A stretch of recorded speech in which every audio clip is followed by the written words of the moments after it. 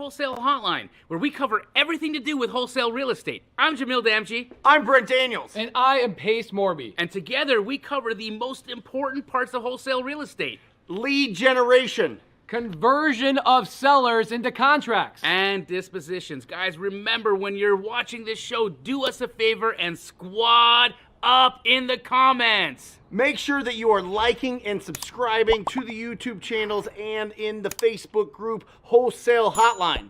Most important, we want to know we're doing a great job for you and helping you build your business. So go give us a review on iTunes and or Spotify. So squad up and enjoy the show.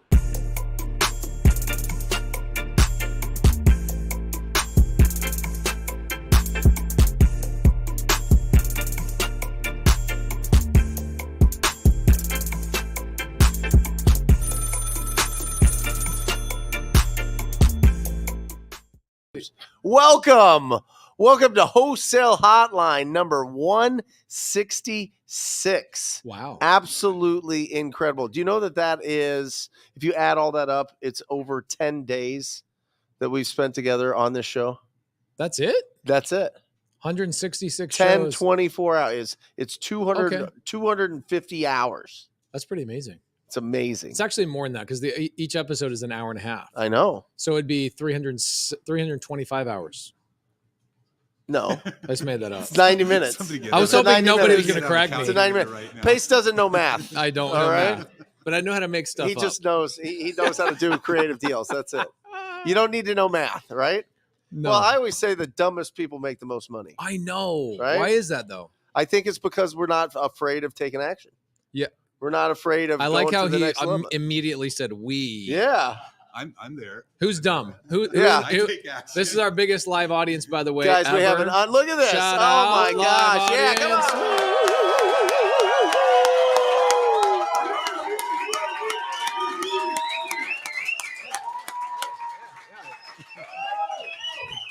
So Absolutely. in 2018 and 19, we had Mm-hmm. a door knocking team, and our best door knocker, we did 18, 19, and 20 deals 3 months in a row. And it was because we hired this new door knocker. Mm-hmm.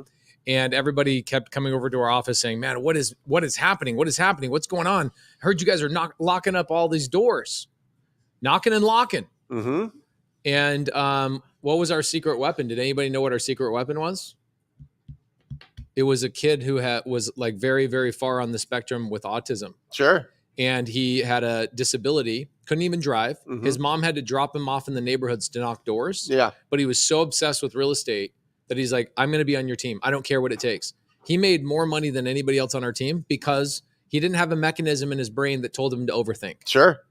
That's it. I know. And he would do magic tricks on people's doors instead. Like, it's just amazing that just showing up and talking to people is all this business really comes down to. Conversations and offers. We talked about it all weekend. Conversations and offers. Boil it all the way down there. Let that be the engine of your business. And then you get to do all these incredible opportunities to hold these properties or to lend money, which we're going to talk about today, which that's the top of the pyramid. The top of the pyramid is being the bank. That is interesting that you say that, because right before the show, you told Uncle Lanza, who's on the show. Who knows Uncle Lanza in here? Uncle Lanza. He's very, very popular. He's one of the biggest go-givers in our community and helps so many people. I met him. He was probably student number 3 in Sub 2 3 years ago. Our 3-year anniversary is coming up next week. Wow. Yeah, pretty cool. Awesome. 3 years, Sub 2. Boom, boom, boom, boom, boom, boom, boom. One of the biggest go-givers. He does cash deals, fix and flips. He lends money. I JV with him. He JVs with other people all over the country. But you said something to Uncle Lanza right before the show started. You said, man, being a lender is the top of the pyramid. Mm-hmm. And I was talking to Jerry Norton about 6 months ago. I go, bro, because when you're having these private conversations with your buddies, what do we talk about? Yeah. Money. Yeah. Business. Yeah. And so I said, Jerry, what's the end all be all for Mr. Jerry Norton? More kids? What are you going to do? What's the story? He says, I'm going to sell everything and just be a lender. That's it. Why? Why is that so cool? Well, listen, the lender wins. The lender gets to look at all the best deals. The lender gets to go in and everybody else is doing the work. The lender is providing the opportunity to do that work. So without the lender, it's really tough to grow a really big business if you're only using your own cash. Right. So you're just leveraging, other people's other people's money to be able, and capital and resources to be able to go out there and keep the machine running. Yeah. If not, then you're just doing one at a time, and it's tough to scale that way. So we have a hard money lender here in town named Frank West Capital. Yep. Gus Okay. Brown. Gus Brown, shout out. Yep. Did you go to high school with him? I did. Whose arms are bigger though? Oh, mine way bigger. What's up, Gus? Come at me, bro. So Gus Brown, his family sold Brown and Brown Chevrolet. Yep. They made about 50 mil on that transaction, and they started lending that money out in hard money. Now, what's cool about Arizona, for all you guys out there that don't live in Arizona, you should just move to Arizona for this one reason alone. Okay. We don't have hard money points here. Mm-mm. Who does not know what a hard money point is? I would love it. There's always got to be one. Okay. A hard money point. When you go to borrow money from a hard money lender, you say, let's say I want to fix and flip, right? And I want to buy a house for $200,000 and I want to flip it and sell it for $350,000, right? The hard money lender is going to charge me 12%. Let's say hard money, right? So what's 12% on a $200,000 loan? Anybody know? It's $2,000 a month. Okay, so they're going to make $2,000 a month in interest. That's great. But that's not really where most hard money lenders make their money, believe it or not. They make their money on charging points up front. So the average is 2 points up front. What are points? Points means 2% or 1 point is 1%. We want 2 points of the entire loan up front. So just to start the loan, you got to give them $4,000 just to start the loan before you then have to give them $2,000 in hard money payments every single month. Then a lot of them charge, what else? What are some other things they charge for? The doc fees, Fee, processing fees, $9.97, doc fee type of thing. Yeah. And why do they do that? Why do they do that? I'm going to give you guys a little bit of a breakdown because Brent said something kind of cool. This is why hard money lenders do that. The 12% that they're charging does not go to them typically. They make a very small percentage of that 12%. Where does the 12% money go that they make? Who knows? Goes to all of us. Yep. All of us. Does it? Yeah. What, for the wholesale fee or what? No. What I'm saying is a private money lender is going to go and they're going to essentially crowdsource. Oh, yeah. Oh, yes. And they're going to raise funds up. They're going to get private investors. Now, typically it's probably accredited investors, most of them.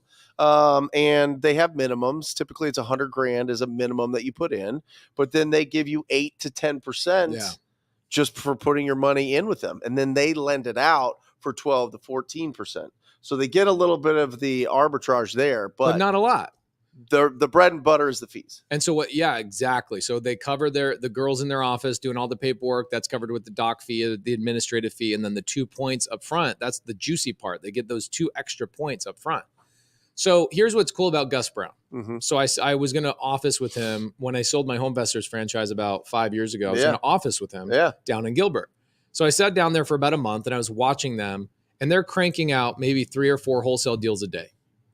I'm like, damn, y'all are marketing like crazy. And they go, actually, we don't market at all. I'm like, what are you talking about?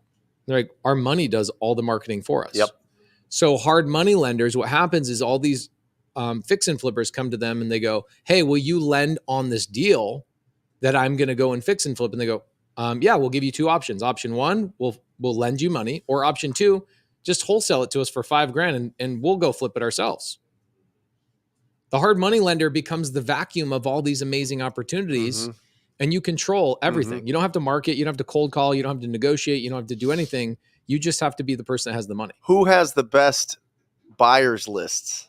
Gus Brown. Right. Hard money lender. Hard money lender. They know who's doing the real business. Yes. Right? So you become the lender. I'm just telling you, it's the top of the pyramid. It is the top of the pyramid. Yeah. So, I mean, all the banks own the best real estate.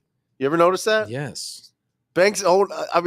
Banks run this, this whole machine. How does a wholesaler, why do wholesalers need hard money lenders then? Let's talk about that. For people that are trying to be in wholesale, why would a wholesaler need a hard money lender? If I'm not planning to fix and flip, What does a hard money lender bring to me in value as a wholesaler? Go ahead. Well, so we use it as transactional funding. If we need a double close for whatever reason. So a couple different reasons why we will do a double close. And we're doing one right now. And usually I use my own funds, but if I need to, I'll go in with a hard money lender and just close it out, because I don't want anybody else to know about that deal. I don't want to put it out to anybody. I want to get it closed as soon as possible, because as soon as I'm on that deed, nothing can happen, right? For an example, we put out a fourplex a couple years ago, and it was a smoking deal. I mean, we were making $80K, $85K. I was just going to ask if I could buy it, and then I realized you already sold it. Was a while ago. Dang it was a while ago. I would have done it. We put it out there, and one of the buyers on our list was the agent that knew the owner. And the agent that knew the owner was like, why didn't you list it with me? I could have got you so much more on the market, which is fine. He didn't want to list it. Like, that wasn't the issue, but he saw how much we were putting it out for, and he wanted half of that. He was like, you need to give me 40 grand more if you're going to try to make that. He was cool. He was a real estate investor. He gets it. He understands that we need to make a profit, but he didn't want us to make that much profit. Right. If I would have closed it, paid the extra few grand to close it, pay the title and escrow fees, pay the transactional funder, I could have put it right back on the market. Yep. Right. Yep. And so whenever there's really, really, really big spreads, unless I have a very specific cash buyer that I want to bring it to, I'm going to close it, and then we're going to either put it on the market or put it out to our list. And also, it will help as legislation comes out. Like, you've got Illinois, Ohio, and a couple of other places, Arizona specifically. You now have to state to your seller that you intend to wholesale that property. Yep. So if that's something you can't overcome as a negotiator, a good closer, you might want to look at double closing. So having a hard money lender. So Gus Brown is a little expensive. Does anybody else, have you ever used Gus Brown, Ingrid? How much do you think Gus Brown charges? 18%. But why? I know why. Because he'll fund the entire transaction. 100%. Everybody in this room, if you were to do deals in Arizona, you have an unlimited bank account to buy properties with. But it comes with an 18% tag, right? Which is 1.5. So when you're thinking about it, it's interest only too. Oh. So it's like 1.5% every month that you're paying back for those deals. Do you guys know the story of the guy that filed bankruptcy on me about 5 years ago? He was he was using Gus Brown's money. Yep. I'm now having PTSD right now. It's amazing. I'm having hot flashes. Just kidding. But this is a really great example. You said you basically have an unlimited bank account. Yeah. And so that's what Voldemort did. Voldemort went out. He went to Gus Brown and he used the unlimited bank account, was buying property. This is what Voldemort's business model was. Not to deviate, but this is interesting. He goes, all right, I want to be Keegley. Yeah. So I'm going to be the guy that never turns down a wholesale deal. So if you sent him a deal, he said yes every time. And he just got to be known as the guy that would just take anything and say yes. Terrible deals. Didn't matter. So like 70% of the deals he could wholesale and he could make some money. Yep. But 30% of the deals he couldn't. So what did he do with those 30%? He called Gus Brown, goes, I need to use that unlimited bank account that you just referenced, closed on the deal, and then called his good friend Pace and said, hey, Pace, I got 3 houses for you this week that I need you to renovate. And the market was trending upward. And so he's thinking, well, if Pace renovates these and uses his money, then I don't have to come out of pocket on construction costs. And then when I sell those, I'll get Pace paid back. Well, guess what? Those 3 turns into 6, and then 6 turns into 64. Next thing you know, this guy owes me money on like 100 and something houses. Took 4 years to get to that point, but that's how he owed me $1 million. He filed bankruptcy on Gus Brown, $16 million. Yeah, Gus had to take all those properties back, and then Gus got his money back. He did fine. He did just fine. I mean, it wasn't a good process. No lender wants to take the properties. No. But the thing about the money is that it is secured by real property, right? Right. So that's where you're safe, right? And when you're doing that, you want to make sure that you're not lending out more than that property's worth. So in that sense, it's a headache, but you're going to be safe in the long run. I think that's the tough thing for wholesalers is that they don't realize that having a hard money lender in your pocket is also ammunition to help your buyers close deals. Mm-hmm. Because have you ever had a buyer on a deal say, sorry, my lender's taking a long time? Yep. Or, hey, my lender can't fund the full purchase on this deal. And then you come in and go, here's a hard money lender. It either flushes out their excuses 100%. and shows the truth, or B, it solves the problem. 100%. And I think a lot of states, I mean, you'd have to go back and talk to the hard money lenders in your areas. Just see that as you build a longer relationship with them and a longer resume of success, they start giving you more and more and more percentages up to that 100%. Oh, yeah. They can lend you anything. You know what I mean?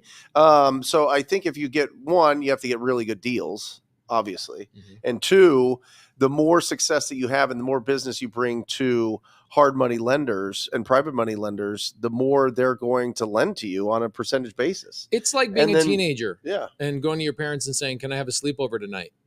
And they go, no, but you can stay out till 11 o'clock. Yeah. If you come home at 11:30, do you think your parents are going to be super pumped about that? No, but if you come home at 10:30, guess what? Next week you'll go, hey, can I stay out till 11:30? You can start pushing the limits a little bit, right? Keep pushing the limits. Mm-hmm. And it's the same thing with hard money lenders. Yep. Our hard money lenders do all sorts of crazy things for us. You will also find a lot of hard money lenders are wholesaling these deals. Yes. Right? Because, the smart ones. Right. So they go out and they look for these opportunities, and they're the buyer, and they know that they can close, but they wholesale most of it. And so I had a great relationship with Chris Iman for years and years and years, and he would take all our deals and sell them. And he's like, anytime you need 100% financing, I'll charge you $1,000 and that's it. Yeah. But that's because we did a lot of business together. You know what I mean? Same thing with me and Chris Iman. The first big 50 home development I ever did, mm-hmm. I went to the owners of Batch Leads, and they go, hey, we got these 50 lots. We don't know what to do with them. Yeah. Whitman. Yep. I restructured it on seller finance. And then I went to Iman and I go, hey, I got these 50 acres, but I don't have any money. And he goes, well, if you make me 33% owner, I'll fund the whole entire transaction. Yeah. So I then go, okay, well, we don't have mobile homes. He goes, well, I have a buddy that does mobile homes. So I went to the guy with the mobile homes and I said, hey, can you bring all the mobile homes at no cost to us until we sell them to the buyer? And he goes, sure, if you give me 33%. And all of that was based on a relationship with Chris Iman. Chris Iman, because I had done 100 deals plus with him, was like, yeah, Pace is good for it. He'll take care of it. No matter, even if things go sour, Pace will make sure things are taken care of. Which actually brings me to a new topic. Okay. I brought this up in January of 2022. I said, if you guys are borrowing money from people in 2022 and 2023, private money lenders on fix and flips, or if you are somebody lending money on fix and flips, be very careful because the market is trending downward. Mm-hmm. Yeah. I don't think we're in a crash. I don't think we're in a spiral, but it's definitely trending downward. So somebody just said, how can I become a private money lender? Well, that's pretty easy. Like, anybody in here looking for a private money lender? The words are always yes. Are you kidding me? I'm not even going to raise my hand. You idiot. Everybody's looking for a private money lender. So the question of how do I find a private money lender, or how do I become a private money lender, is we're not going to answer that. How do I find a private money lender? Lanza, do you have any advice on how to find private money lenders? Yeah, I mean, a few things. First of all, like within your community, I know we have the TTP community, we have the Astro community, we have the Sub2 community. In all those communities, there are private money lenders in those communities. Yep. So really, honestly, for me, just within those communities, I've been able to private money lend and find private money lenders within those communities. Outside of that, family and friends, just be careful that you don't get yourself in trouble. Yeah. And then just what we do is, right, social media, everything we do, just let people know that you do real estate, right? Like I could be sitting, the dentist that I work with, he invests in real estate, right? My dentist invests in real estate. So I talk to him and say, hey, you know, what projects are you doing? Are you interested in investing in projects? So there's lots of people with money sitting out there right next to you that you wouldn't expect it, that you can. So I just went to One Stop Nutrition on my way here. Sweet. It's good shit. Yeah. Okay. So I go there, and where you throw your trash away, there's the trash can that flips up and down. It's like, says trash. On top of it, there's like 50 different businesses and their business cards. Yep. Right. And part of me just wanted to take all those business cards and then just push them into the trash. Why? Because business cards are trash nowadays. It's 2023, guys. And here's what I was doing. I was going to do a video, but I thought I'd be a little bit weird, like filming the trash can. And I was looking at their business cards, and not one of them had their Instagram handle or YouTube handle on their business card. Yeah. Isn't that interesting? Yeah. Yet they're taking the time to go, all right, I'm going to go online. I'm going to print business cards. I'm going to get in my car, take these business cards over to One Stop Nutrition and probably 100 other locations. And they'll get very little business from that, but they spent thousands of dollars and a ton of time doing that. Yeah. Yet they won't talk about what they're doing on Instagram or social media. Right. They want to be reactive. They want to be reactive, right? Which is like it's more of like a direct mail campaign. Yeah. It's like, I'll spend a lot of money hoping that somebody's going to call me. It's not even that. Yeah. It's not even it's that. A hope. It's a hope. You put your stuff out there and somebody's going to just grab it and send you business at some point. But it is the craziest thing that when people see that you are active in this business, you will be overwhelmed with opportunities. Oh yeah. You're a magnet. Magnet. I mean, everybody here knows it. The more proactive you are, the more conversations that you have, the more success that you have, people want to be around you. But the success, the achievement part of it, it's science. It's just talking to a certain amount of people. That's all it is. Yeah. That's all it is. So how are you going to do that? Are you going to reach out to them, or are they going to reach out to you? And you just have to figure that those metrics out, and then the achievement of finding the opportunities and getting the income's there. Right. And then you just have to match that up with your income is equal to the amount of value you provide. That's it. Your earned income is equal to the amount of value you provide. And so how do you go out every single day and provide $10,000 worth of value? Talk to a lot of people. You got to talk to a lot of people. And then you got to build a company that talks to a lot of people. Yeah. If you solves a lot of problems. Yeah. Mic drop. Now, what is the difference, Uncle Lanza? What is the difference between a private money lender and a hard money lender for some of the people that are new in here? Anybody not know the difference between the two? Raise your hand. Love it. Great question. You're the man. So a hard money lender is somebody that has put together a fund. They were talking, Brent and Pace were talking about that earlier.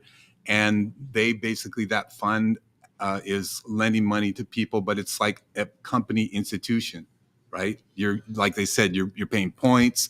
You're going through applications. Like I've done hard money loans, right? They check me out. They check out my credit score. They check out how many flips I've done, all those kind of things. A private money lender is just an individual that you have a relationship with that will loan you money. That's about as simple as it is. Yep. Now, if you're a good private money lender, you still will do some of the things that a hard money lender will do. One of which is I was looking around the audience to see if any of my private money lenders are in here. Oh. Are there? I don't know. No. Why is that? None of my private money lenders in here. That's messed up.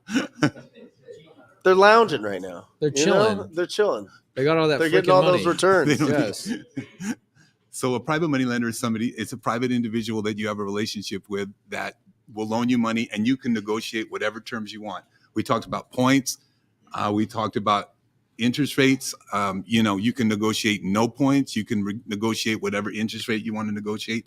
It still is secured against the property, but that's basically the difference. I would say working with both hard money lenders and private money lenders, it's a whole lot easier to work with private money lenders. Sure. Yeah. A lot more massageable. Now, a lot more flexible. There's another thing that private money lenders bring to the table. This is like in the Gator method that I talk about a lot. Angie and Don Milanazzo, right here in the audience, up here in Colorado, or you guys live in Colorado. We have a deal going in Corpus Christi right now, right? What did I bring to the table in that transaction? Your pretty face. You brought credibility for us to get all the money that we need. See the mic? Okay. I sponsored a loan, right?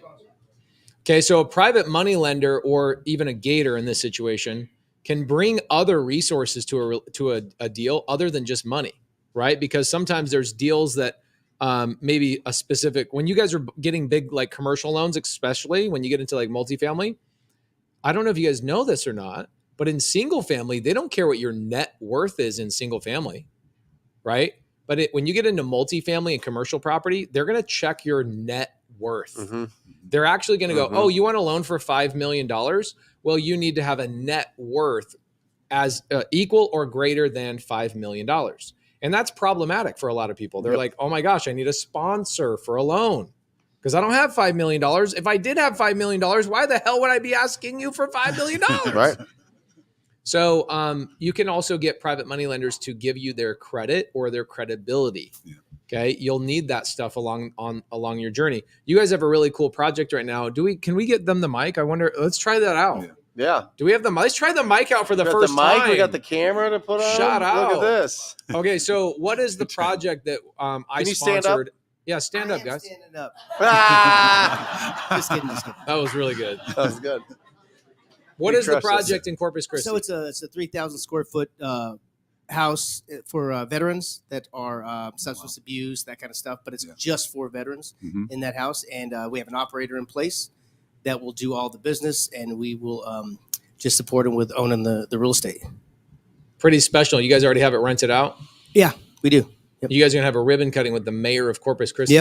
Yep. Awesome. Isn't that freaking cool? Awesome. We want to do a women's one.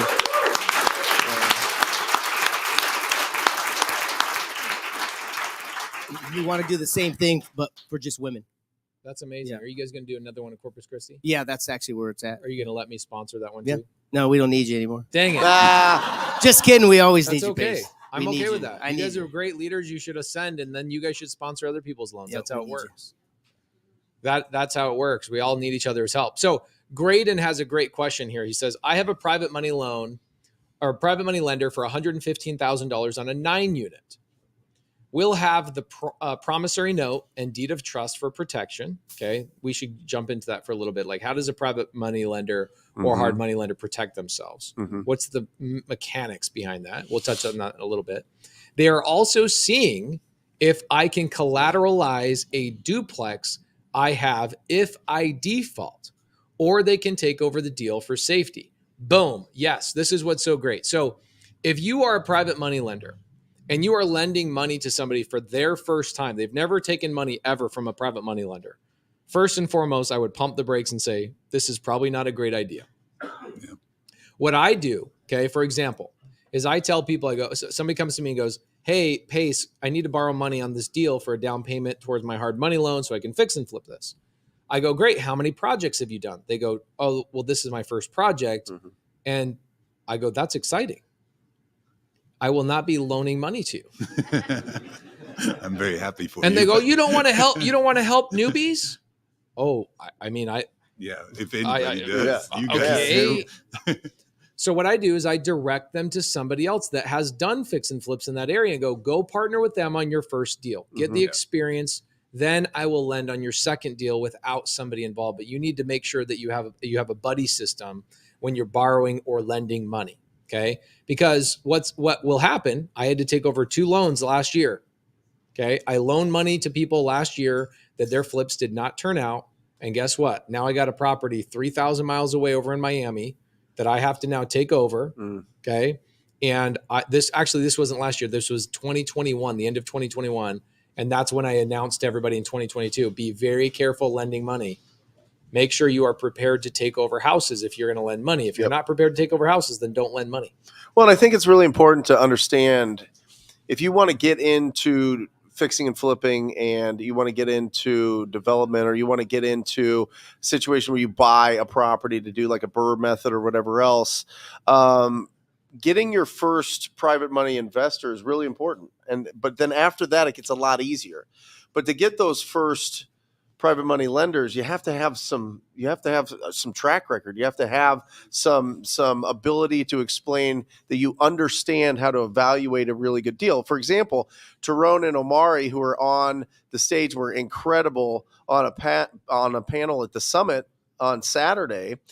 They came to me 2 years ago, and they're like, we've wholesaled like 100 properties. Yeah. We've fixed and flipped like 5 using our own funds. Nobody will give us money. Like nobody will lend us any money. And I was like, how much money do you need?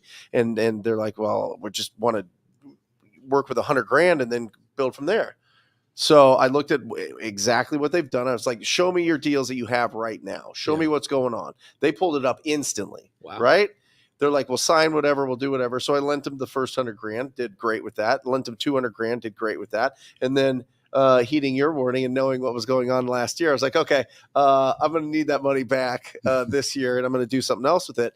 But now they're able to raise other funds locally. Yes. Because they've already raised funds. They have the paperwork. They can show this is the return that I already gave to somebody. If you could show somebody that you get a return, that's all the credibility that you need typically. Right. And just the ability to go out and talk to a lot of people and raise these funds. And that's how you start really getting into the big raises where you're getting $1 million, you're getting $2 million, you're getting $3 million, you're doing those things. And I do the same thing with Luke Rodfold. I lend a lot to Luke Rodfold, and he gives me incredible returns. He gives all of his investors incredible returns. But he started with wholesale. Right. He started with talking to people. He started being on the phones 3 hours a day, every single day, minimum, for 3 years to have that confidence, to have that track record. He's still on the phones now. You know what I mean? And he's raised millions and millions and millions and millions, and they're doing unbelievable developments and incredible, really cool Airbnbs and all these things. And he has none of his own money into it. Right. None of it. No. And then he just refinances at the time for the ones that he wants to keep, and he sells the playing ones. Monopoly, man, all day, every day. It's all you're doing all day. That's it. Andres Ordonez. He says, no track record, no money? Well, here's the thing. I hate to break it to you. I know we talk a lot about you can get into this business with no experience and nothing, and that is absolutely true. Mm-hmm. But you're not going to go out with no experience and no credibility and go out and raise $1 million. Unless you're freaking incredible, and you are just magic silver tongue, and you just make everything up. I don't know how you're going to do that. But if you're magic silver tongue, you've learned that, and you're probably already successful. Yeah, there you go. So here's the goal. I was Sunday. I decided, all right, I'm going to take like 4 hours to myself.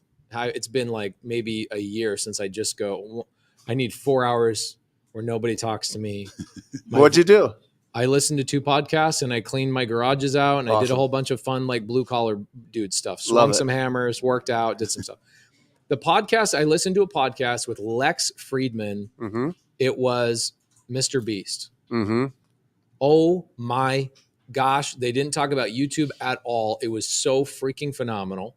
Lex Friedman is one of the best interviewers of all time. I think he is the best. He's so good, dude. I thought he was terrible when I first listened to him. I was like, God, this guy is so boring. But he gets everything out of everybody. Oh my gosh. Yeah, it's really good.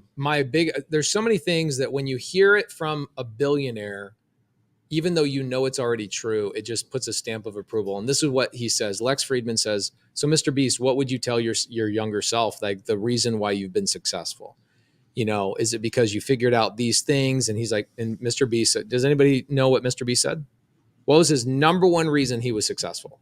You all know the answer. And it's one of those answers that when you hear it, you're like, oh yeah, that's true. But it's not that prophetic. Focus? Nope. He said it was finding people that were one step ahead of me and becoming friends with them.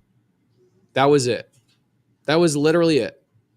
And he says, when I was 16, 17 years old, I knew I wanted to do this. So I found people that were already doing it, right? This is why we've built a community. This is why we built an ecosphere where people can hang out and do things together. So when you don't have a track record and you don't have money, standing next to somebody who does have a track record and does have money gives you credibility, and you get to learn by osmosis. And you take that learning curve from 10 years down to 10 months or maybe 2 years, whatever it is. What I also was interested in hearing about with Mr. Beast is he was talking about he has a kamikaze approach to his business. He says, I'm so passionate, I'm so in belief in what I'm doing that from the earliest days and all the way up until today, I don't really even take a paycheck. You guys think I'm living? He doesn't. No. He pours. He lives with his buddies in a duplex. Yes. Yeah. His girlfriend's like, I'm cool with it. Yeah. Let's do it. He kamikaze approach. This is my goal. I'm going for it. And if I die, I freaking die. This is what I want. I'm like, wow, I admire that. I have kids. I can't really act that way, but I can dial it down and kind of take some advice. What he said was every single level he reached was because people he collaborated with. 100%. Yeah. He needs to stop giving kids $10,000 at Halloween because Bo saw that and he's like, $10,000? Can I have $10,000? I was like, you're 6 years old. What are you doing, bro? Oh, so good. You know what I mean? He's like, oh, I want 100,000. I was like, how do you even know what 100,000 is? Yeah. Mr. Beast. It's just throwing it at people. But he does. I mean, it's wild. Yeah, it was interesting. He started talking about, systems and hiring people and building an actual company and all of these things that I'm like, man, I'm 40 years old. And this guy learned it all at a younger age. But where did he learn it from? He learned it from people that are 2 or 3 years ahead of him. And so I challenge people, like somebody coming in and going, oh man, I can't be a surgeon today because I didn't go to college. Why is that normal? Yeah. But like you going, I can't raise $1 million today because I don't have experience and no track record. Oh, that's not fair. Guys, doctors go to school for how long? Anybody in here a doctor? Forever. 12 to 16 years. It's forever. That's why it's called a practice. They literally are doing that all the time. And what does a doctor make? Like top end, $1 million. Okay. I have anesthesiologists, by the way, that are some of my private money lenders. Mm-hmm. The second they became anesthesiologists, they're like, how do I become a real estate investor? Yeah.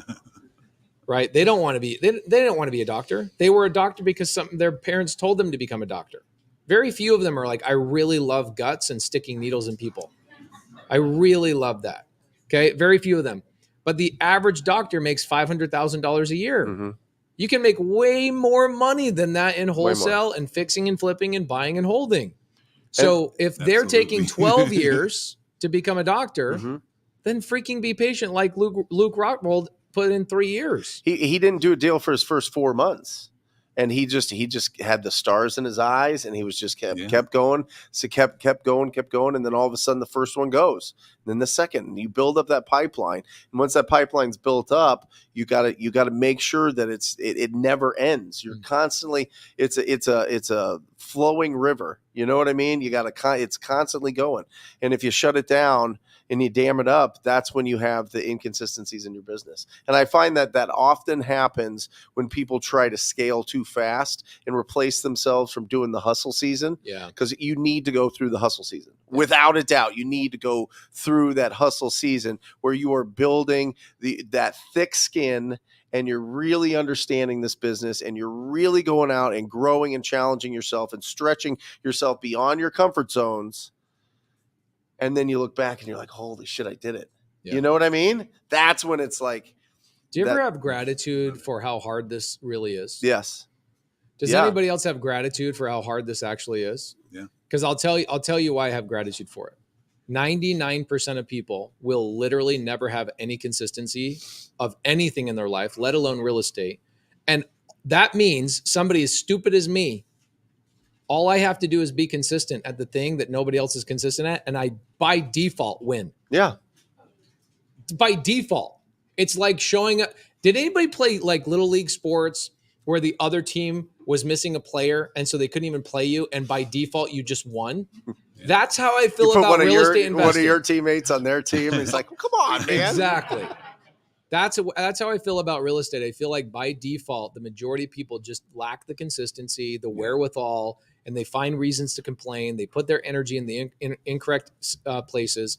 And then even thinking this morning, I structured my morning a little bit different today. I said, I'm going to try something a little bit different. I'm going to tell people, please don't bother me until about 10 o'clock. Nice. I'm going to spend 3 hours delegating my vision for the week. And I'm going to create Loom videos and answer my emails, everything with a video, so that there's no questions. And I'm going to go through the thing that's really hard for me.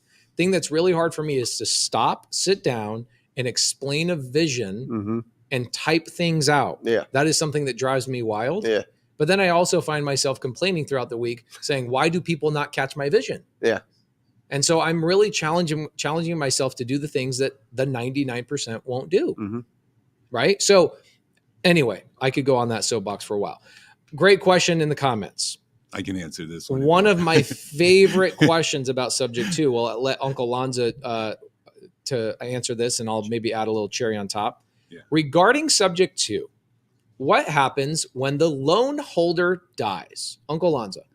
You keep paying the mortgage. You just keep paying the mortgage. I have several sub 2 deals I've done where the loan holder died, and I just keep paying the mortgage. What I've found, and you can correct me if you think I'm wrong, Pace, is that banks just want the money. They don't care. As long as you keep paying that mortgage, they don't care. Think about it this way. Think about all the married couples in all of the years that mortgages have been in existence. that one of the married people die, does the bank go, give us the house right now? Or do they let that married person, the other person in the relationship, continue to make the payments without even bothering them? Is there anything in the paperwork that says if they pass away that the note is due? No, because think about the kids. Think about the kids that might be living in the house, right? Yeah. Oh, sorry, your parents died. Nope. For as long as mortgages have existed, the people who own the house, live in the house, whatever, have the ability and the legal right to continue to make the payment. Yeah. That's it. Till death, what? Well, isn't that what that mortgage means to death? Mortier means in French means yeah. Well, in Arizona, do we have mortgages? No, we have deed of trusts. We have deeds of trust in Arizona. We don't have mortgages. If you have a mortgage in Arizona, that means you don't live in Arizona. Just FYI. But we use the word mortgage. That's why people love, and we were having this conversation before. Arizona is the 48th state. And so the local government wants economy here. They want action. They want money to be brought here. So they make it easier for lenders to foreclose, right? Yes. And it's and everything in everything. They want the economies. They want to bring in industry. They want to be able to do all this to really grow this monster in Greater Phoenix. But do we have the mic? Guys, let's do some questions in the audience. This is absolutely bananas to have you guys all here. This is crazy. You guys all should have dressed up as bananas. I've got them. I got outfits. Bring out the banana suits. Yeah, we can. Yeah, no. It's going to be so they can hear you. Yeah. So, you said Arizona has deed of trust. And so if you have a deed of trust on a property, somebody passes away, you pay off the mortgage completely, it goes into your name. Well, so in the very beginning, when I buy a house subject to, from the very, very beginning, the deed is in my name. Correct.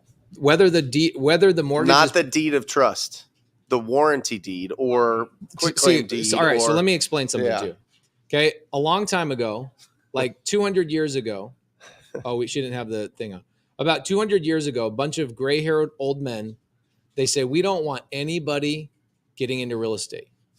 So let's make all the terms overlap, even though they don't mean anything. They're not remotely the same.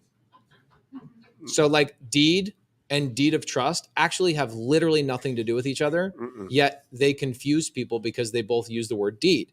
Okay, so the deed is the certificate of ownership. It's the receipt of real estate. That's what a deed is. A deed of trust is synonymous with mortgage, which means the debt. Okay, the debt. Okay, so for example, let's talk about this as a credit card. Okay, so if you go into the grocery store, you use a credit card, right? You're using somebody else's money, not your money. Okay, let's say you buy something for $100. Okay, you owe your credit card company $100. That's your mortgage, right? With them, that's the debt, is the mortgage. And now the certificate of ownership is what? The receipt. Cool. So I can take those groceries, and even though I still owe my credit card company, I can hand those groceries to Uncle Lanza and the receipt. He now becomes the owner of those groceries, regardless of whose name is on the credit card bill. Okay, that's called subject to. So whether I die or not, he has the receipt and he has possession of the property. He is the owner, not the person who has the credit card bill. The person who has the credit card bill has never been the owner. Think about this. Have you ever used your mom or your grandma's credit card? Anybody in here? I have. Yes, for sure. Okay. Think about this. When you go down to the grocery store, you buy whatever it is. Does your mom own the thing that you bought, or do you own the thing that you bought? Interesting. That is called subject to. I bought something subject to somebody else's debt, right? So subject to cool. I just mean about once someone passes and you pay it off, then why would we pay it off when they die? Okay, so you already own it. You already own it. Hell no. So when you get to like down to the little bit, you just don't pay it off. No. When you pay, if it comes to the term and you've paid off all the mortgage, then your cash flow just goes up. But you've already owned it. You've owned the property since the time that you got it Typically, when somebody passes away, like I actually bought a deal from Brent. I'll give you an example. Okay, I bought a deal from Brent. The lady was already dead before I bought the house. Oh, wow. Okay, it wasn't my fault. No.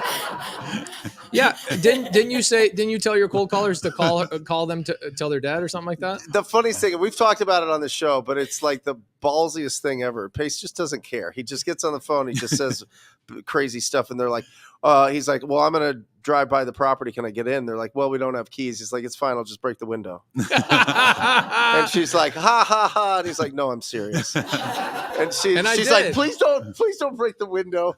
But he was a TTP day on Friday. Yeah. And I would come over here and hang out with Brent's students. He had on an Fridays. office in here. Yeah, I had a little office. And so one of his acquisition guys comes in and goes, hey, I've got a lead. Lady's in foreclosure. And the mom has died, who has the name on the credit card bill, right? And she says, there's nothing we can do about it. Like, yes, there is. Yes, there is. I can still buy that dead lady's house.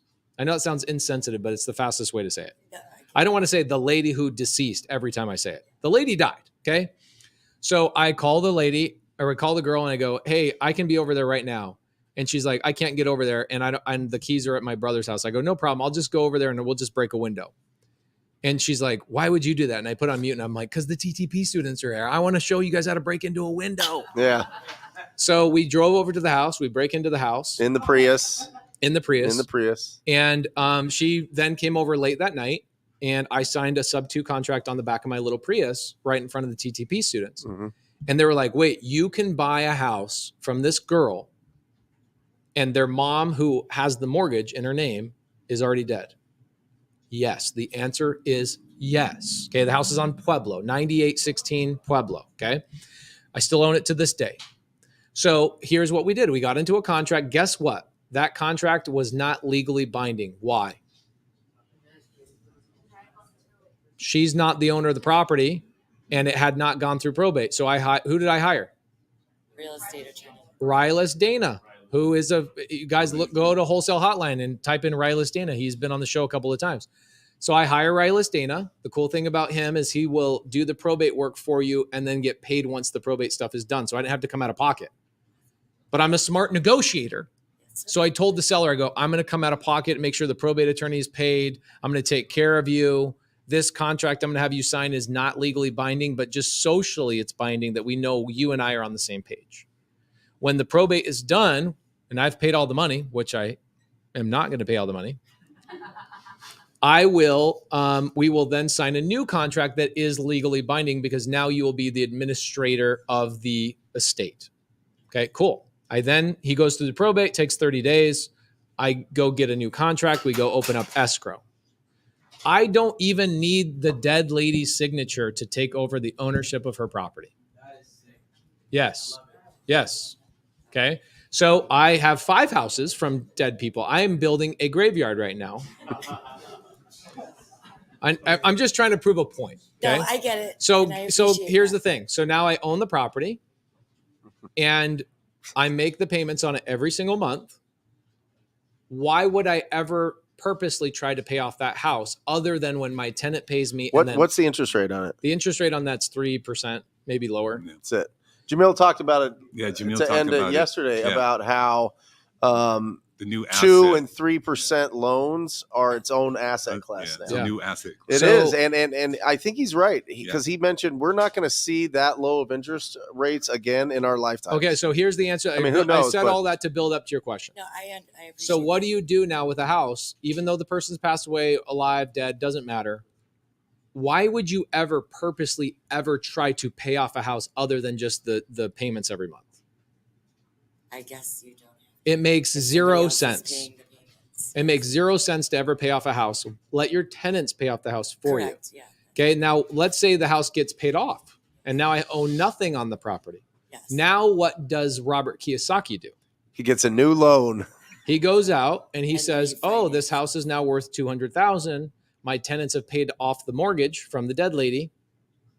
I have always owned it, but now I own it free and clear. Yeah. I'm now going to go to a bank and get a cash out refinance. Mm-hmm. Why is that a good idea? Yeah. So you can reinvest the money into it. Well, because you get a big chunk of money, $200,000-$300,000, whatever it is, all tax free because it's not income; it's considered a debt. Mm-hmm. And guess who's going to pay that debt off for us? The tenants. The tenants. It is recycling money all the time. Okay. So when I want to buy a new Prius, I just go to one of my houses and I go, we're going to refinance that. And I'm going to pull the money out to buy a new Prius. Right. And then my tenants pay down that debt for me. I don't have to pay off any debts. Somebody else pays off all my debts. That makes sense. Yes. So whenever you have a dead seller, please call me. I will buy the house. Okay. Okay. Thank you. And She's got a question here. Yeah, she has a question, but I would like to say thank you for the gear yesterday, Pace. Of course. Yes. Yeah. Rhino gear. So people know at the event at the Growth Summit 2023, Pace bought all the swag out. Yeah, he did. All right. Is anybody wearing any of it right now? Yeah. They're all wearing it. All right. Yeah. Yeah, there's some. Perfect. There's Oh, some. damn. Y'all It's look all- good. it's awesome. Go ahead. Okay, I want to continue with this, what she just said. Always. Let's go. The lady died Yep. in probate. The No, she daughter- died. Yeah, she died well before probate. Yeah. Right, well, she died before By probate. the way, daughter, you guys know about my bunny story, right? yes. Okay, here's the best part of the story. Because everybody's like, where does a deal come from? How do deals happen? Guys, the reason the daughters were behind, so the mom died. There was 3 daughters living in the house. And the daughters are like, now that our mom's dead and the Social Security has ended, we can't afford this house payment. So we're going to let the house go and we're going to move out. Mm-hmm. Do you know how much the house payment was? $400. Yeah, not crazy. Do you know how much I rent that thing for? $1,200. It's like $1,900. You're welcome, Pace. Thank you. Yeah. The best part of that whole deal is not even the money; it's the story of like all these amazing things that happened from it. So the 3 daughters, I paid them all. How much money do you think I paid them when I took the house? $500 each. They asked me for $500 total. I was like, I feel really bad because I did the positioning of like, I'm going to pay all this money to the probate attorney. I don't know where this money is going to come from. My wife is going to kill me. My wife don't know nothing about my business. Well, she knows a lot, but she doesn't. I'm not like saying, hey, sweetheart, can I borrow $5,000 from the business? My wife is like, go build the kingdom, right? But because I said, I got to figure out where this $5,000 comes from. But in the meantime, what kind of money would it make sense for you to just sign everything over to me? She's like, would you do $500? And I got a house that cash flows me $1,700 and fix the window. And fix the window. I said the best part is you won't have to fix the window because I'll be the new owner. So go ahead with your question. Okay, well, this was originally a foreclosure. Yep. That she died when the process of being in foreclosure. So then it goes in now. It's in probate. Yes. But so the daughter, I went with the daughter, and she, of course, what you just said, she wasn't authorized to sign the purchase agreement, which I did have her sign, even though I knew that she didn't have the authorization yet. She had to go through probate. Mm-hmm. But in the meantime, between time, she ghosted me. She went and got somebody else. I guess they paid off the loan. I don't know what happened. But would I be able to use a memorandum on that? No. To put something on the property? Legally, no. So what can I do? Just At this chalk it point. up as build being better relationships. Just a learning lesson. Yeah. building Lesson better learned. relationships and remembering the most important phrase that I've ever said that has ever come out of my mouth. What is the phrase? Buyers are liars and sellers are That was the worse. worst. And know that even it doesn't matter if they're a 90-year-old woman, they be lying. In fact, they're better liars than the 20-year-olds. Assume they're talking to 5 other people and your rapport. Yeah. How strong your rapport is your fortified wall around that human being. And don't be surface level rapport. Like, what's your favorite color? Like, we've taken our sellers on double dates. My seller, the seller that helped me come up with this logo 5 years ago, was texting me. Actually, he texted me your picture today from your TV show. Nice. Yeah. Your TV commercial. Your sellers should be TV so in love commercial. with you that you're friends with them for 5 to 10 years. Yeah. That's how good you have to be in rapport. Otherwise, they're just going to go whoever has the easiest, and they sound the most confident, easiest, and highest dollars. Mm-hmm. Those are the 3 things that win. See, the thing Yeah, is that's it. that if you got a person contract, it's no good. It's void because she wasn't authorized. Right. She wasn't legally administrator of the property. Right. So when she did become deceased, she can sign another contract with somebody else, which avoids mine. This sounds like a cash deal. Yeah. Okay, so this is. I'm going to tell you guys why I think. Okay. I'm going to tell you why I think creative has always been the easiest thing for me, is because these little things. Remember what I said earlier, is that I do what the 99% won't do. And that's figure out one more little strategy, one more little benefit to the seller. I focus on creative finance wholesale deals and accumulation a lot more today, like holding a lot more, because one little thing, which is the sub 2 deal of a dead person, no wholesaler even wanted to touch that deal. Nobody. Hey, Ryan. So come here. The challenge is in cash, it's all about rapport. Would you how would you build a relationship? Come on. Grab that mic. How would you build the relationship? Okay. How would you build the relationship with a property owner so that there's stickiness? People need to see your chest. So that there's stickiness to the process if they're going through probate. Ladies? If they're going through. Okay, wait. Sorry. Say the question again. You've got a daughter or son that's going to be inheriting a property. You just talk to them. They're just starting the probate process, but the probate process takes a while to get through. Yeah. How do you build a relationship so that they don't take another offer or ghost you during this process, because it's a longer process? Yeah, for sure. So basically you're relating to them. Mm-hmm. It's like, listen, this is a big deal. I know this is going to be a long, drawn out headache for you. And I want to be a resource for you every step of the way. Mm-hmm. Like, I get that, maybe you've never gone through this before, and I want to make sure that you're not going to have any hiccups. I want to make sure that you're not going to get swindled or get any kind of false information. And I want to be the person that's going to help you through it. Yep. Now, is that okay with you? Like, can I do that for you? Get permission. Get permission. Yep. Yeah. Mm-hmm. You said you did all that? Okay. All right. And so what do you think was the deciding factor for them to? I went to her first, but this is before I door knocked. Yeah. I left I picked out a flyer, everything I can do. And I left it with her husband. He lost it somewhere. I come back, followed up 2 weeks later. She said somebody else came, knocked on the door. She took that. She said, I don't know what my husband did with your information.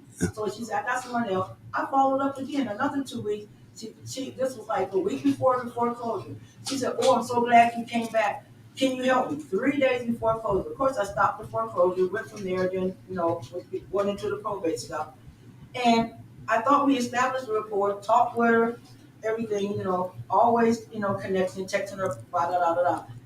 Got her attorney, everything. And then the next thing I know, my attorney called me, asked me, Shawty, did you pay off her loan? No, I did not pay off her loan because he thought I did. Yeah. I said, you told me not to because she got to get approved to be administrator. And then the next thing he knows, somebody paid off her house. I called her up. She said, I'm going to call you back. She never called me back. I went by her house. She just goes to me. So I get in a real good habit of getting verbal commitments about communication. Should I have something to be signed before? No, just a verbal, like, listen, hey, there's going to be a lot that's going on. I need you to promise me that you're going to keep me up to speed with whatever's going on. I'm going to follow up with you. I'm an over communicator, and I need to make sure that if I'm communicating with you efficiently, you're going to communicate with me efficiently. Can you do that for me?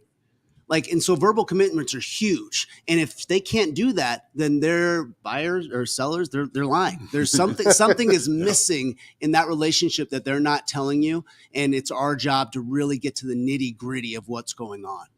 Because I was right there for her and was always there checking on her. Yeah. Doing all the extra stuff that nobody sometimes people just out relationship. Yeah. The one thing we have not covered is the black swan.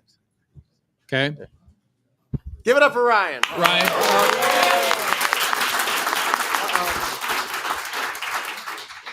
So the black swan, remember this. This is one of the most important things you could ever bring up in the first 5 minutes of an appointment. How are the other conversations going with the other investors? And I always ask some iteration of this. I'll say, what's kept you from selling the house so far? Mm-hmm. What kind of offers are you getting thrown out? Are they including earnest money? Have they told you what title company they're going to open with? This literally just happened to Ryan. He went on an appointment, and I want to see if he got it locked up. But Doug Hopkins' team was the appointment before him and was like, you got to make sure it's non-refundable earnest money, no inspection period, all these things. Ryan's like, what do you think? I was like, yeah, do it. Right? Did you get the deal? Which one? The one, the Doug Hopkins deal. Yes. Yes. I did. So about, I don't know what it was, about 7 or 8 years ago, when I was just doing only wholesale. Yeah. And I was wholesaling sub 2 and doing whatever, but I was wholesaling like probably 90%. I was like, how do I edge out my competition?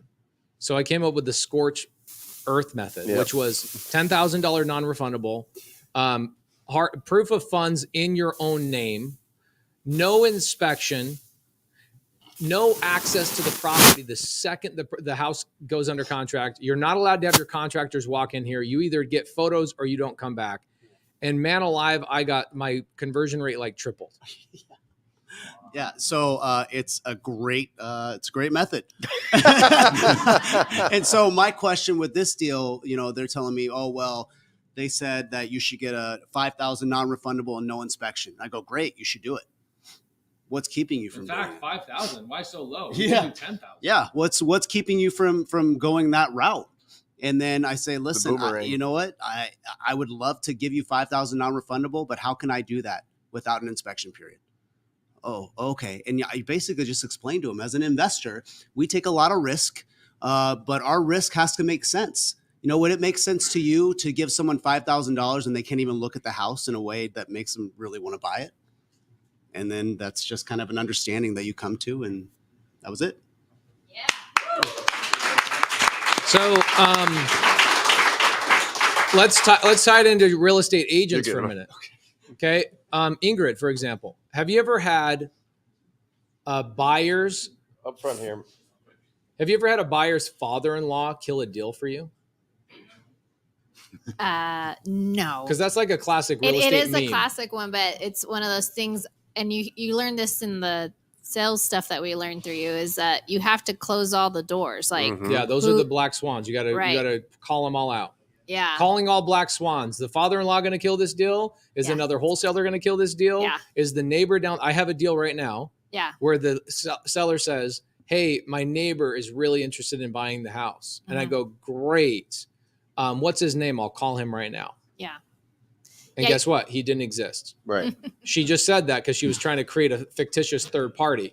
So I just call out all the black swans ahead of time. Yeah, if they're on Hell Island and they want to get to Heaven Island, how many bridges are there? Right. Right? And then you just ask, what are the different bridges? How are you going to get over there? Do you have another offer? Is there somebody else that you're talking to? Why don't you just clean it up, fix it up yourself and sell it? Why don't you put it listed with a real estate agent? Why don't you re-rent it out? Why don't you get a new loan for it? Whatever it is, right? And then all of a sudden those different bridges crumble and you're the last one standing. Yeah. Yeah, when I first started, I was going on appointments, and I would go compete against everybody else. I had this guy that taught me go in there with a clipboard and criticize everything about their house. Mm-hmm. This was taught for a long time. A long time. Yeah. In fact, there's this new thing called an iPad. Take the iPad, you'll look legitimate. You'll look like a real estate investor. That's a real pro. That's a real pro. That's a real pro. And I go, I don't like that method. I don't like it at all. And I tried it. I had like a tucked in shirt and a collared shirt. I looked like I was playing golf.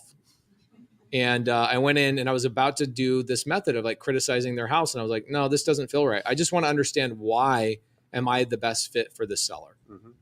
I want to feel good about, hey, if you buy a product from me or if you sell a product to me, I want to make sure that both of us win. And so out of genuine curiosity, I just defaulted to, why didn't you sell through an agent? I truly want to know, because one day on Wholesale Hotline, somebody's going to ask me, why don't these sellers just sell through a real estate agent? And out of pure curiosity, and you genuinely care for them, they will tell you, and they will unload and unload and unload. And guess what? In that magic process, the more they talk to you, the more they feel connected to you. Mm-hmm. And so the more you can ask them questions of like, why this and why that? And how does that make you feel? And what are the other investors telling you about the house? Why do you think, in a perfect world, what would make me a good investor for you? What could I do? Blah, blah, blah, blah, blah. Keep them talking. Keep them talking. Again, the more they talk to you, the more they feel connected to you. And I feel like somewhere along the way, in the very beginning, you missed a couple of those steps. There's no other logical explanation. If you ever go on an appointment with me, you'll say, holy shit. The only thing Pace did was ask like 13 questions every couple of minutes, but very slowly, paid attention to them. And then I left, and I won't even look at the house because it's not about the house. Mm-mm. It's always about the person, what they're going through, and who else they're talking to. And also you establish, right, as a sales guy in the very beginning, it's weird if you, on the 5th call, you ask the seller, who else are you talking to? That's weird. But when you show up to the house and you act as if this is a normal part, like, hey, how's it going with the other investors? Immediately you set the expectation that that's the line of communication that you want, and you show them it's okay for them to tell you that they're talking to other people. But what if they never thought about it, Pace? What if now you're putting it in their mind? Maybe they need to get other bids, other offers. And tell them what I say when a seller says, well, I probably need to get other bids. Perfect. What would that perfect bid look like for you? But they've already thought about it. It's very rare that you go on an appointment and you ask a question, what are the other investors saying so far? And they're like, am I supposed to talk to more investors about this? You know what I mean? Yeah. Like they know they have talked to and have gotten mail and have gotten calls and they've gotten texts. You're not the only one. If you are calling on somebody who actually has motivation, you are not going to be the only person calling them. Right. And if you are the only person calling them, then you probably are calling somebody with no motivation. And have they made the decision that they're going to sell? This is so important. Oh, yeah. Right? It's the whole sell me this pen thing, right? You don't sell to people that don't need pens. You find the people that need a pen. You find the people that have made the decision that they're going to sell. Don't waste your time with people that are just like, well, I haven't really thought about it, but, you bring me the right offer and we'll see what happens here. Gladys. Buddy. Never happens. And then we're like, I got this lead. This is a great lead. They want to sell. And then you get there. This is a perfect example. Check this out. Yeah. Okay, so Gladys. You guys know Jerry Norton lives in Kalispell. And about 3 years ago, I was driving around in my Airstream and I was texting Jerry and he's like, oh, you're in your Airstream. Where are you going? I go, I'm going to Kalispell. I want to retire there or at least spend my summers there. And he goes, I'm buying a house in Kalispell. Well, long story short, homeboy now owns 2 houses next to each other. I own 0 houses in Kalispell. So this summer I made a commitment. We have a sub-2 student in Kalispell. He calls me up and he goes, man, I'm an agent. Mm-hmm. I've never seen any creative finance deals in Kalispell. It's like the Aspen of Montana. There's no creative finance deals here. And I go, okay, well, I'll challenge you. By the time you get me approved for a traditional loan, which is what you want to do, I bet you I could help you find 15 seller finance deals. And he's like, that's the freaking easiest bet. I'll take it right now. Guess what? 40 days later, I'm still not approved for a traditional loan. They want me to do a bank, what do they call them? Bank statement loans? Sure. Because I make no money. I don't make any money. The IRS thinks I'm broke. So in 3 days, he found me 15 deals. Okay. 15 deals. This is what this gangster does. He's a gangster. I go, I want to be on Lake Blaine. So he calls every owner on Lake Blaine. He just calls them up? Calls them up. No. He's in the TTP program. You can't do that. Talks to people. You can't do that. That's too simple. He calls every single owner on Lake Blaine. There's about 100 owners. He gets a hold of a seller who says, for the right offer, I would sell. Mm-hmm. And so he sends it over to me. He goes, I got you a deal. And I go, oh, okay. So I explain it. I go, hey, probably not a good fit. It's a gorgeous home. It is on the water. It's like I could see Jerry's house across the lake. It would be fun. We'd be like trying to throw rocks at each other. And then the next day he calls a guy and he goes, I don't think you'll want this deal, but the guy's going through a divorce and they have to sell. And I go, I don't even need to know anything else about it. That is a deal. You have now, that is the difference. And 636 South Lake Blaine Road in Kalispell, Montana. You can go pull up the house. We just submitted an offer to the guy, seller finance. And the guy's like, done, let's do the deal. Mm-hmm. Don't tell my wife I'm surprising her for 4th of July. So she's watching. Is she? No. Okay. So that she's here. No. But that's the difference in this business is that we're not wasting our time calling people. Like if I'm a single dude and I want to get married, should you be calling married women? No. Call sellers with motivation. That's all there is to it. That's it. It's a great point. I like that. Who else? Yeah, there you go. All right. Yeah. Who else has any questions? Guys, any questions about raising funds? Any questions? Whatever. Creative, wholesale, whatever. All right. I do have another question. All right. Okay. So about raising funds, if I have somebody's, like he said, he has his dentist, and I know they have money and they want to get into real estate, but they don't want to do anything except for make money on their money. So what do I have to put in place to make sure that all like paperwork, whatever is in place so that I can use their money and then give them money in return? Okay. So first and foremost, never, ever, ever borrow money from anybody unless you have an asset to tie it to. Okay, so I see a lot of wholesalers do this. They go, I'm going to go get a private money lender to pay for my marketing, my cold callers. Yeah, no, I'm thinking on a house or something. I know that. I got to clear the slate. Thank you. Don't ever borrow or loan money to people unless it's on a real estate project. So now that that's being said, how do you protect their money, or what's the paperwork look like? Well, okay, so yeah, they're giving me money, so obviously there should be some kind of agreement, paperwork. There is never an agreement, okay? This is an interesting thing about private money lenders. You don't have an agreement. Okay. It is a security instrument called a promissory note. Okay. And what that is I promise to pay you. I promise so hard. I'm going to write this on a note. Therefore, we're going to call it a promissory note. And are you doing that through like a real estate attorney or something? All of our sub-2 community has my promissory notes. What about personal guarantees? I will do a personal guarantee at this point. When I was first brand new, I was like, no, I'm not doing a personal guarantee. Mm-hmm. The asset is the guarantee, right? The house that you're loaning on. So promissory note is document number one. And the promissory note is typically one page. It's very simple. Okay. And you remember seeing Dumb and Dumber when he was like handing out the IOUs? Those are promissory notes. Okay. He's like, you better keep this one. This one's alive. This is the Ferrari. It's Ferrari, 200,000. So those are promissory notes. Okay. So the promissory note by itself is not the debt instrument. The debt instrument is now, we talked about this earlier, the deed of trust. So every single time you loan money or borrow money, there should be three things involved. Okay. Number one, promissory note. Number two, deed of trust. Number three, a lender's title policy. You should always buy a lender's title policy for your lender. Why? Because something bad could happen. We had a deal like 7 years ago. I was in the middle of a flip. I borrowed money for that flip from a hard money lender and a private money lender. And the owner, 5 owners prior, sued me for the person 4 people prior foreclosed on them illegally. So they came and sued whoever the owner of the property was to get their property taken, like to get their money back. I was in litigation for 18 months. My title policy cut a check to my lender and said, here's your money while we litigate. Walk away. We'll make sure you're taken care of. That's what a lender's policy will do for you.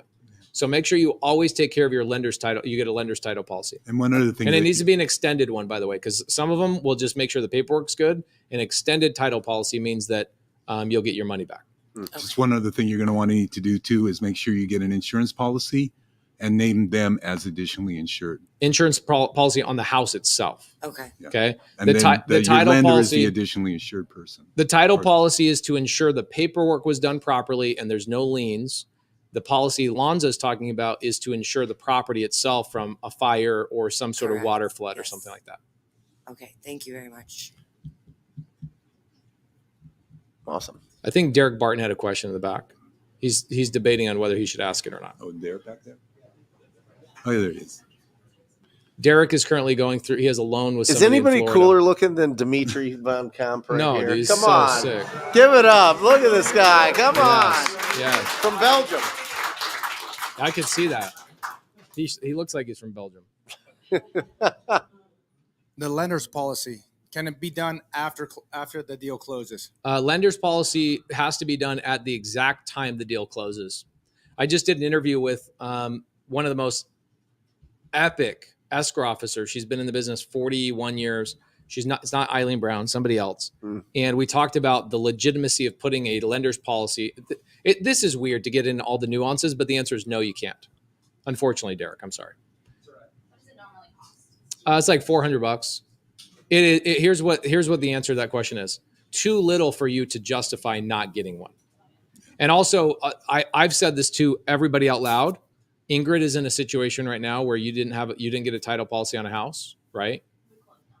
You figured it out. You paid for it. Okay. Oh, you paid the judgment. Okay. I always tell everybody, no matter what you hear on YouTube, there's a couple of guys on YouTube that will educate. Do not get a title policy when buying a sub 2 or seller finance deal. Was that good advice? No. It was the worst advice. And I tell people all the time, buy a title policy 100% of the time. I asked for the title policy. And they fought you on it. You should have said, my mentor Pace might be half your age, but he's twice as smart as you. But you figured it out. Good for you. I know. Yeah, I'm sorry. It's going to be a good story at some point on your podcast. Yeah. Angie Milanazzo. Yes. Best hair in the game. Thank you. So back in November, Joey had a deal and we purchased a home subject to. Well, we were going to turn around and wrap the deal. However, it took about 4 months, but he did not do the title policy. Mm-hmm. And some kids caught fire, the house. Okay. So a title policy should not matter on. I mean, home insurance. Okay, so somebody home insurance. So your son stopped paying the insurance on the property? Did not stop paying the insurance. The insurance policy it was a really crappy policy that it has a clause in there that if you vacate the premises for more than 60 days, you have to notify them. Okay, so we broke. But we didn't Pace's add ourselves. Rules. He didn't add us. Well, Pace's rule of buying a subject to deal is that you replace the insurance policy with a new policy that covers whatever your exit strategy is going to be, and you guys failed to do correct. that. Yes. Okay. Yes. So how bad's the fire? I know. $200,000. We have Vina Jetty's public adjuster on it. Yeah, that's probably the right answer. He's fighting hard, so. Yeah, that's the answer. Public adjuster is the right answer. But that I can tell you, so I've been in that same situation before where I got lazy. This is probably 7 years ago. I had a deal where I got really lazy and I go, oh, there's already an insurance policy in place. I'll just leave it there. Well, guess what? The insurance policy actually did cover the damage. It was a water flood through the top floor going down to the bottom. My tenants had to move out, all that kind of stuff. The insurance company cut a check. But who did they cut a check to? To the previous seller, owner. because I stupidly didn't switch out the insurance with a new insurance. Well, the owner's on our side. I mean, like. But you guys didn't upgrade your insurance to a different exit strategy. You kept. There may be some light. So the adjuster, the insurance adjuster, spoke to our public adjuster, and he said, "Hey, we may be on the hook for this one because we've been accepting your payments." Oh yeah, and they called it some attorney term, right? Where basically we thought we were covered because we were giving up the money, paying the money. I love it. So hopefully it's covered. And if it is, then this is it's why a good attorney and a good public adjuster will always make you a ton of money. Would that be Scott Horn?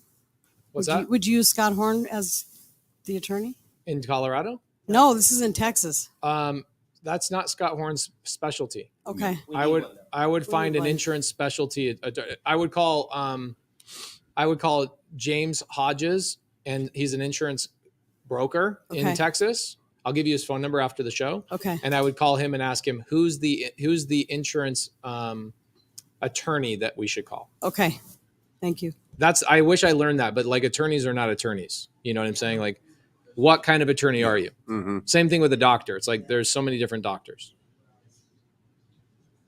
Man, I like having a live audience. I do too. The live audience is awesome. You guys are invited every week. Right over here.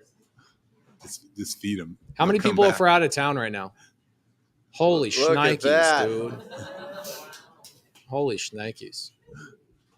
On the elevator night and at the summit, you brought up that one story of like how you asked, what do you have? What do you need?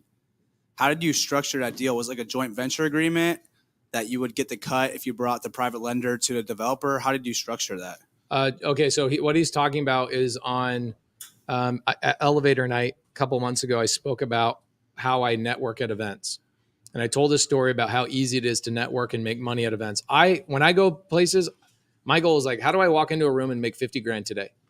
not like 50 grand in the future, but like, how do I make 50 grand today? Is there a deal I can buy? Is there a deal I can co-wholesale? Is there some sponsor I can sponsor somebody's loan? I'm always looking for whatever somebody's needs are, because the how do you become a person of value is you accumulate experiences, resources, and relationships. And if you accumulate those, then you're like what's that cat with the magic bag? Felix. You're like Felix the cat. Anybody's problem, I can pull a solution out and I can make money on it. So at that meetup, I talked to a guy. I said, what do you have? What do you need? On my right, he says, I have a 42-acre development and I'm out of money. I need $1 million to finish it. I go, great. Are you okay if I find $1 million tonight and I structure a way to own part of that deal with you? He says, yes. I turn to my left without even moving a foot. And I talked to Jody Evans, and Jody Evans said, I go, what do you have? What do you need? He says, I have $1 million and I have no idea what to do with it. It's a 1031 exchange and I have like 3 weeks to identify a project. I go, I have a project for you. It's a 42-acre development. Are you okay if I find a place for that money to go and I make money on that transaction because I'm not the owner of it? He goes, no, that'd be great. And I step back, I put the two people together and I say, you guys need to know each other.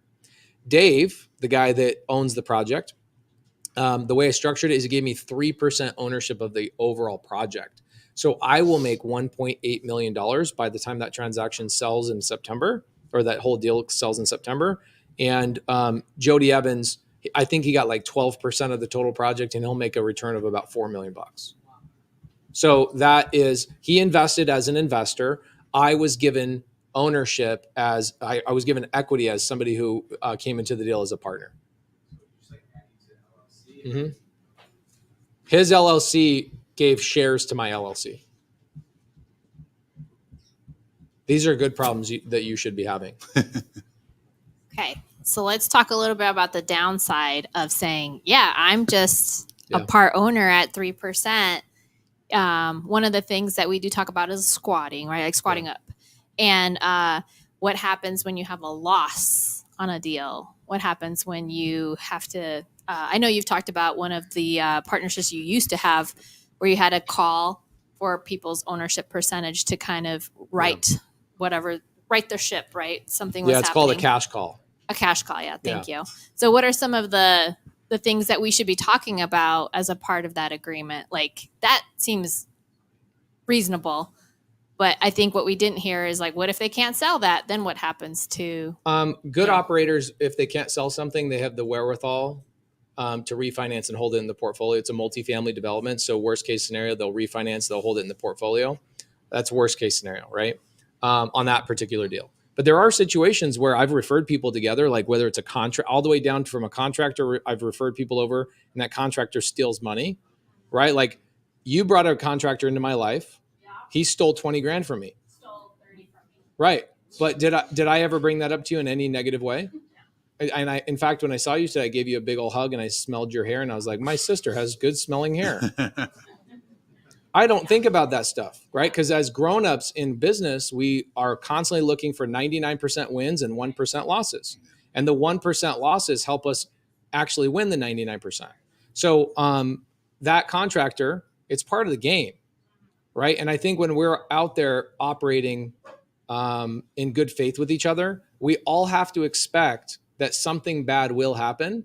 And that those something bads, you'll get through it and you'll learn through it. Like, you just lost. How much did you lose on that judgment? Well, the whole project, I think we'll lose between 50 and 55,000. That's the Texas deal? That's the Texas deal. It's like that really nice house that just isn't selling for some reason? Mm-hmm. Okay, yep. So all I can say, this is how I look at it. You have a couple options. One option is you can feel really negative about it and be scared about it. Or I can just love doing business with you so much that this year I'm like, I'm not only going to make $55,000 more with you, I'm going to make $155,000 more with you. And that's just the way you go about doing it. You will have losses. Yeah, absolutely. And I understand that the person that I partnered with may not have the financial ability to take that loss. So I'm very grateful that I was in a position that if I took that loss, I have the means to manage it. Yeah. So I've just been trying to, pray, honestly, to say, like, how do I make sure that this person doesn't feel awful for the situation that the market because this was a property, by the way, You're that talking had about your JV partner. Yes, my JV partner. This actually had $175,000 spread, by the way, when we bought it. That's how bad the Austin market corrected for us. And so we went into it eyes, going, okay, God, if it corrects, it's not going to kill us that way. But yeah, we'll still make money. Mm-hmm. So anyway, I understand. Like we were all had good intentions.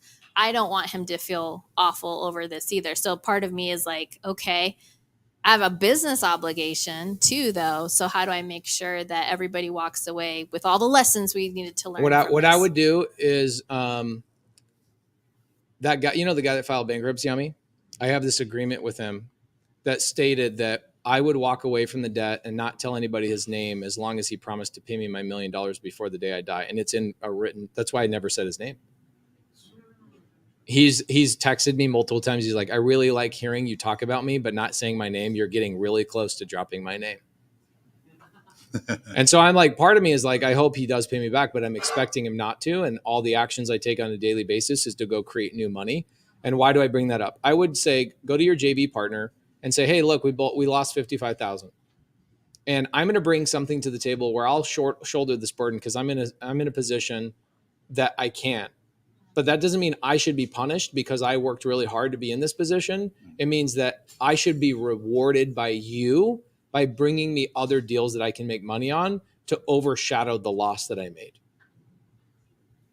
I think just communication too. Yeah. The worst thing is to not answer the phone call and not have the tough conversation. I think he's the one that's probably going to dodge the phone call. He's like, please, Ingrid, don't. Here's what it is. He brought a deal to her. Yeah. She got involved on the JV side. She came in and funded it. And then what ended up happening is the market trended downward. You guys both have equity, but he doesn't have the wherewithal that you have in order to cut a check to get out of the deal. And by the way, if I told you a name of somebody that came to me about 2 weeks ago, very, very prolific name in the fix and flip industry, very well-known guy. He says, I've got a $5 million loss this quarter. But then he's out talking on YouTube about how they're doing 60 flips and all this other stuff. I'm like, man, I will tell people when I lose money, right? So anyway, what I would do is do the communication that I just told you. I'm in a position that I can lose money on this, but I shouldn't be punished because of it. I should be rewarded. So I would like you as my partner to reward me. And I think we should put that in an agreement that states this, this, and this. And that over the next 6 months, you should bring 4 deals to me that I can make money on to overshadow any of the losses that you incurred by not having the money to write the check. Make sense? Do they have money in it? No. No. Well, I shouldn't say that. There is some nominal. I'll say nominal. I'll say they're probably in it about $3,000. But it's your money? My money. You've got your money into it? So I funded it. So I had a private money lender that I funded it with. Yes. They've been rectified. Because that for me was the most important part. Yeah, absolutely. My private money lender has lent me on. I've used more than $500,000 of his money. And so for me, that's not a relationship I want to at all mess with. Yeah. So he's been paid back. Like we just closed. He's been paid back. And that's what mattered most to me. I didn't care that I don't want to say I didn't care. Sure. Of course, I reconciled with the fact that I was going to have a loss. And I plan on making content around this, by the way. This is literally all I could wait to tell you is that you saying you made an investor whole will bring you millions and millions of dollars of investors. Yeah. But only if you actually get loud, like Brent talks about. If you don't talk about it, then it was a wasted lesson. I agree with you. Yeah. Yeah. I just want to be very cautious of the names involved. And, I say Voldemort. Yeah. Yeah. But here, Mamadou Diallo, shout out Mamadou. Mamadou is the man. Married, babies. Oh my gosh, this guy's the best. He says, same thing just happened to me on my last flip I sold about 2 to 3 weeks ago. It started to triple digit profit, and the market correction, we ended up barely breaking even. Guys, it is part of the game. Now, this is why wholesaling is so magical. And it's also why holding for me is very magical as well. I don't love fixing and flipping, but we're in such an amazing position that we can wholesale deals to fix and flippers. We don't have to fix a flip. The challenge on your side is that the market just caught you in the middle of the deal. And what I love about that is that you know the feeling, and then when it happens to you again, because it will, might be 10 years down the road. Imagine who you'll be in 10 years, and you'll go, oh, this is happening. Oh, this is cute. And you'll have no problem. In fact, you'll tell other people, you'll pat them on the back. I've been there. Don't worry about it. You'll get through it. Last one. How did that contractor end up stealing your money, and how can that be prevented? Don't be a dumbass like me. I've always been a really creative person. So what I did as a contractor, this is what happened. Open Door came to me. I was Open Door's largest contractor. Are you talking about the loss that he had? Yeah. No. Recently. That Ingrid introduced you to. Okay, so here's what's happening. She bought a deal, and she thought she was going to make a bunch of money. And how could it be prevented? It can't be. No, how did you lose the money to the contractor that she introduced you to? Oh, that shit's going to happen, bro. Well, it's a Ponzi. I mean, contractors are the ultimate Ponzi schemers, right? So what that means is they take the money that you give them and they put it into a different project. Yeah. Actually, they're taking the money from somebody else that they're doing behind you and use that for your project. By the way, I'm going to tell you something. I was a very successful contractor. I did that too. Every contractor you will ever meet in your life is running a legal Ponzi scheme. But why? They're not doing it intentionally. I'll tell you why. Contractors are, wow, man, we could talk about this for 2 or 3 hours. As a contractor, I think the legitimate reason is because I think homeowners are pieces of shit. Truly. Homeowners, here's what homeowners will do. They know nothing about construction, and they will go out and get 3 bids, and they will force contractors to lie about their bids in order for that contractor to get the job. The homeowner doesn't know anything about anything except for what they learned on YouTube. So what they're doing is they're driving the prices down of their contractors to get them to bid against each other, and it creates a freaking poisonous, venomous industry where it's homeowner against contractor. That doesn't start with the contractor. That starts with the homeowner. Okay? So the homeowner gets these 3 bids. They play this game of this guy's lower, this guy's lower, this guy's lower. The contractor, who now is like, what the crap, man? I'm trying to be an honest operator here. I guess I got to play by the rules or else I get pushed out of the industry. I was there for 10 years. I know how it is. And when you try and be the honest guy, guess what you are? The broke guy. You're the broke guy in construction. Okay. So you either you get away from remodels and fix and flips, because that's where it's really, really bad. You go into commercial construction, it's not like that. Commercial, like QT gas station or Shell gas station, if they're building a gas station, they pay their contractors incredibly well. They know we want good people that are doing the right thing. In homeowners, they don't know what they're doing. So they create an industry of all these contractors. And also, who are the types of contractors that want to work for homeowners doing remodels for all these Karens? I'm serious, guys. I worked in the industry. You tell me I'm wrong, and I'll show you somebody who doesn't have any experience. So contractors then, they go, all right, what I'm going to have to do is I'm going to have to justify change orders throughout the process, because the homeowner, do you think any homeowners ever said, this is my project that I want, and never changed it? No. So now the homeowner who didn't know what they wanted in the beginning, a wall comes down and they start seeing new angles and they start asking for new things. And the contractor goes, this is now my opportunity to change order you to death and catch up for the fact that you grilled me down really low. And it creates a really bad industry. And now these contractors are doing it on 15 jobs. And do you think they have 15 different bank accounts that this money is going into, or one bank account? Okay. So now let's say one customer stiffs them. By the way, a lot of customers will stiff their contractors out of frustration or anger, or a homeowner will go over budget and they don't have the money to pay the contractor, and the contractor gets shorted 40 grand. So then the next thing that you do is the contractor goes, I got to cover my payroll this week, which is 40 grand. I was relying on this customer to pay it. I'm going to go take a deposit from this customer to cover my payroll. And now the Ponzi scheme starts. Okay. I already talked about it. There's the answer. You're just going to get them angry. That's the God's truth. There's no explanation outside of that. And then on top of it, contractors can't scale because they're not meant to do paperwork. And so what they do is they're running around and they don't even know they're doing it because they're disorganized it's the weirdest business because it's the business of dichotomy. It's one day you're on the job site, yet your business needs you to be in the office on computer or being organized, but your business also needs you to be out on the job site away from the computer being organized. And so it's a really hard business to be in as a contractor. And so contractors don't even know they're doing it.